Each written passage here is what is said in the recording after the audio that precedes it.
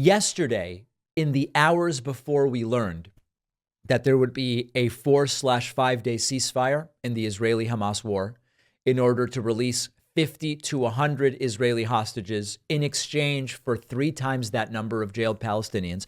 In the hours before this was announced, we started to get reporting that this was close, this was likely to happen, and that Joe Biden and his delegates were involved and at least to some degree responsible for the progress here.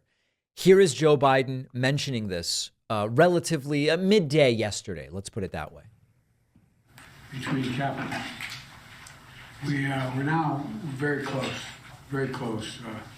We could bring some of these hostages home very soon.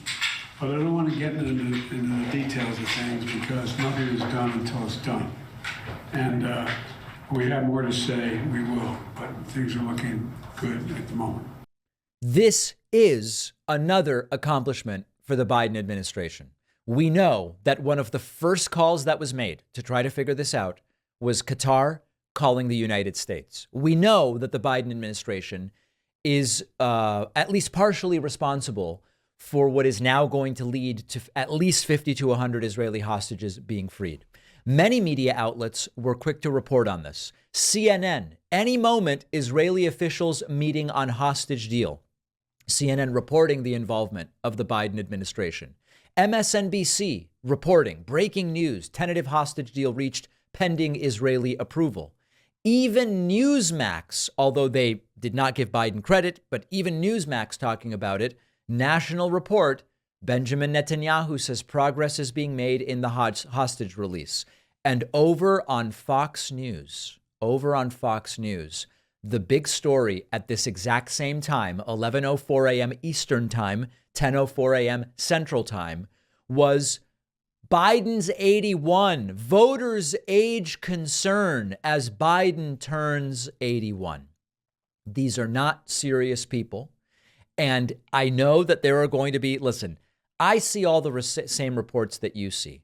Young people displeased with Biden over handling of Israeli-Hamas war, so on and so forth. Disaster for Biden in 2024.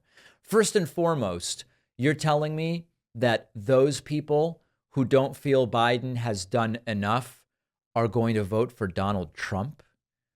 That doesn't make any sense, first and foremost. Secondly, it is actually remarkable the amount of success that Joe Biden has had here, pushing Israelis to allow aid into Gaza, warning Israel, don't overplay your hand, getting involved in the negotiation for hostage release. And that is major.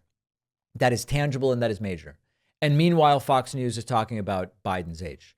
To CNN's credit, and CNN has been kind of a disaster lately, CNN accurately reporting on what was going on and what was coming out. Any moment now, Israel's war cabinet will meet to review a deal to potentially secure the release of 50 of the estimated 239 hostages being held by Hamas in Gaza. The announcement of that deal could happen today, even in the coming hours.